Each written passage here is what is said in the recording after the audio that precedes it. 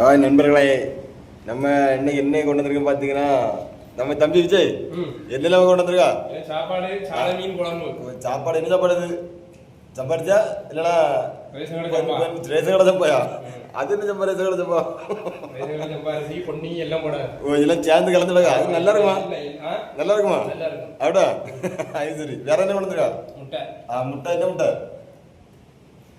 என்ன வாத்து முட்டையா, டக்கா முட்டையா, கோழி முட்டையா? டக்கா முட்டையா? டக்கா முட்டை உடம்பு சத்து நல்ல கோழியோ வாத்து கோழியோ? மீனா? மீன் இப்படி நடக்குமோ? திமிங்கில குட்டியோ? ஓ சரி சரி. வேற பக்கத்துல இருக்கிறது தக்காளியா? அது என்ன தக்காளி? தக்காளியா தக்காளியா? சரி ஓகே. சரி.